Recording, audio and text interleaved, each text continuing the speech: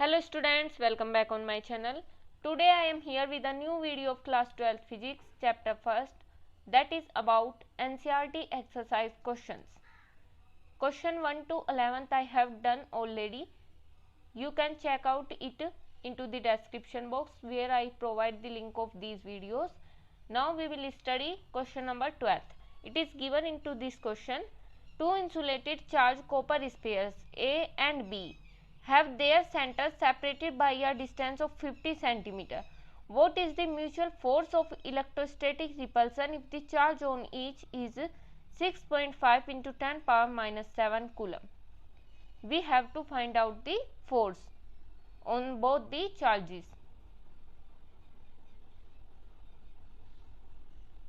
First we convert the distance between them into the meter. This is equal to 0.50 meter. Force is equal to K into Q1 Q2 upon R square. As we know that K is equal to 1 upon 4 pi epsilon naught and the value of K is 9 into 10 power 9. Q1 and Q2 is 6.5 into 10 power minus 7. 6.5 into 10 power minus 7 and Q2 is also 6.5 into 10 power minus 7 upon R square. R is 0.50 square and we get the value of force which is equal to 1.5 into 10 power minus 2 Newton.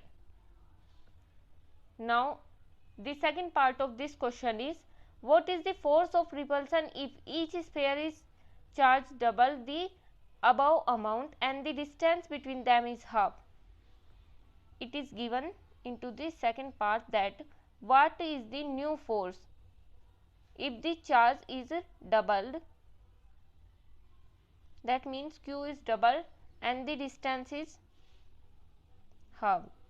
Distance को हम half कर दे और charge को double कर दे तो हमारे पास new force क्या होगी?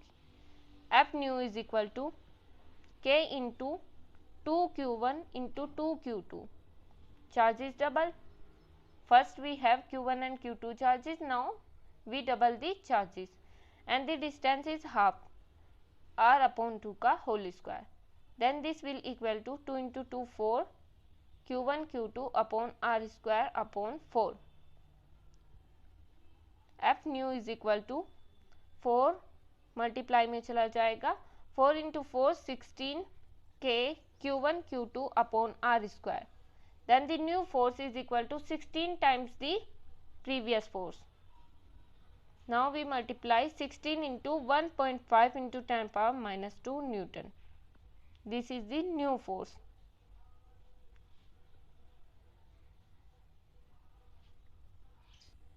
Which is equal to 0.24 Newton. Now the next question, question 13 is, as it is given into the question, A and B, two spheres, charge sphere having the same charge Q, that is equal to 6.5 into 10 power minus 7 coulomb, and a third sphere, this is uncharged. This is the sphere C and this is uncharged, that means it does not has any charge. First it is brought in contact with the sphere A and then it is brought into the contact of the sphere 2. Then what will be the new repulsive force between the sphere A and B? What we have done? We have done first we bring the sphere C into the contact of the sphere A.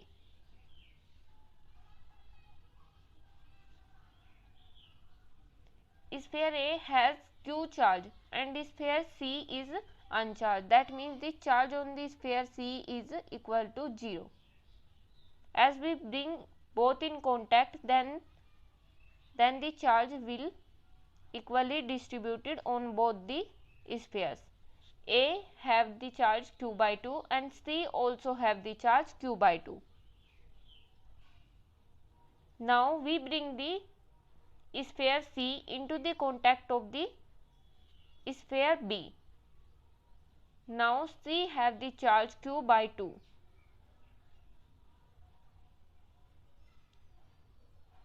Then equally distribute both the charges q plus q by 2 upon 2. That will equal to 3q by 4. Now both the sphere have the charge 3q by 4, 3q by 4.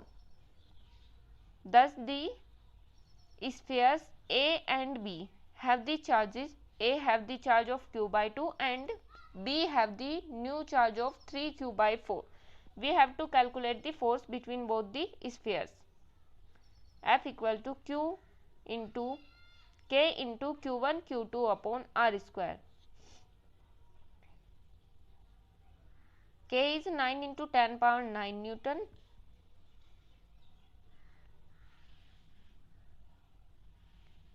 Q1 is, this is the Q, 6.5 into 10 power 7 minus 7, and A has the charge of q by 2, so it is divided by 2, and Q2 is equal to 3q by 4, 3 into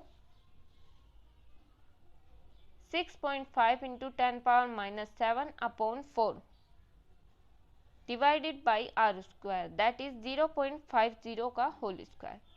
F is equal to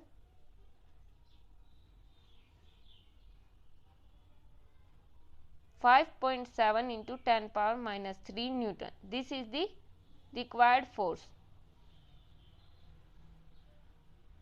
or this is the repulsive force between the sphere A and B. Next question is question number 14. Shows tracks of 3 charged particles in uniform electrostatic field. Give the signs of 3 charges. Which particle has the highest charge to mass ratio? We have to find the which particle has highest charge to mass ratio. Charge mass ratio is highest of which particle? As we know that charge to mass ratio is directly proportional to the displacement. It is directly proportional to displacement, and the displacement is higher in the particle 3. Particle 3 has higher displacement.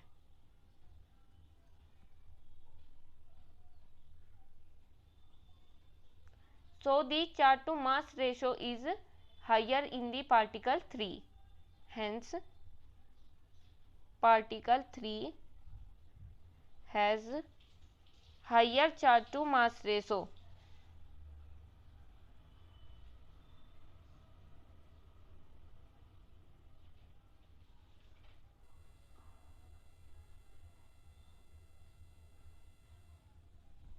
This is the answer of the question number 14.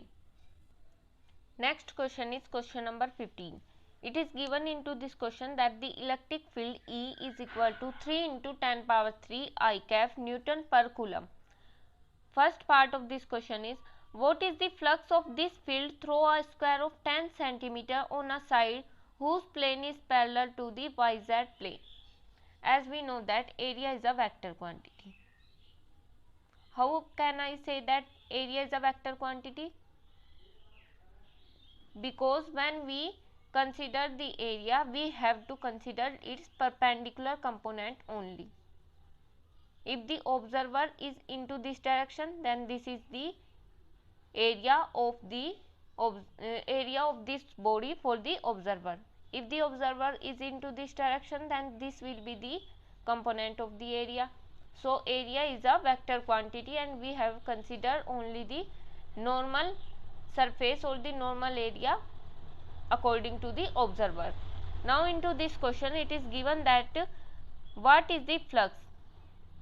We have to find the flux, that is if this side is parallel to YZ plane. If the side is parallel to YZ plane, then the normal of this side will be in the x direction. If the side or the area is parallel to YZ plane, then we find the normal component of it, because area is a vector quantity and the normal component is in the x direction, which is in the x axis. so the value of delta A area is equal to 0.10 because 10 centimeter is given, that the side of the square, and change it into the meter, 0.10 meter. 0.10 into 0.10 meter square I cap. I cap is the unit vector in the x axis or the x axis direction. This will equal to 0.01 I cap meter square. Now we calculate the electric flux, that is phi. Phi E is equal to E dot delta A, or we can write it as E dot delta S. Value of E is given into this question, that is 3 into 10 power 3 I cap, and the value of delta A is 0.01 I cap. This is 30 I cap dot I cap, and we know that the product of I dot I cap is equal to 1. This will equal to 30, and the SI unit of electrical flux is Newton meter square per Coulomb inverse. Now the second part of this question is, into the second part, what is the flux through the same square if the normal of this plane makes an angle 60 degree with the x axis? Theta is given, that is 60 degree. We have to calculate the flux. The formula of the flux is now E dot delta S. As we remove the dot product, then we get E dot delta S cos theta. Delta S is equal to delta A, that is the area. The value of E is 3 into 10 power 3 and delta S is 0.01. Put the value of theta, we get cos 60 degree, and 30 into cos 60 की value होती है 1/2. Then the electrical flux in this question or the second part is equal to 15 Newton meter square per Coulomb inverse. Now question 15 is complete. Now the question number 16 is, consider a uniform electric field E that is given 3 into 10 power 3 I cap Newton per Coulomb. What is the net flux of this through a cube of 20 centimeter oriented so that its faces are parallel to the coordinate planes? Answer of this question is, the flux entering one face parallel to YZ plane is equal to the flux leaving other face parallel to YZ plane. Flux through other faces is 0, hence net flux through the cube is 0. This is that if the flux entering through one face is equal to the flux leaving to the parallel to this face, then the flux through other face will be 0. So the net flux is 0 of the cube, because the flux entering is equal to the flux leaving and the flux through other faces is 0. So the net flux of the cube is 0. Now the 17th question is, it is given into that question that the flux is 8 into 10 power 3 Newton meter square per Coulomb square, and we have to calculate the net charge inside the box. That the net charge Q is find from the Gauss theorem, that is phi equal to Q upon epsilon naught, and the value of the epsilon naught is 9 into 10 power minus 12. From this formula, Q equal to phi into epsilon naught, and the value of the Q, that is the charge, is equal to 0.07 into 10 power minus 6 Coulomb, and we know that 10 power minus 6 is equal to 1 mu. So we can write it as 0.07 mu Coulomb. Next part of this question is, if the net outward flux through the surface of the box was 0, could you conclude that there were no charges inside the box? Why or why not? This is the answer, no. No, we cannot say that there is no charge inside the box, because the net charge is 0.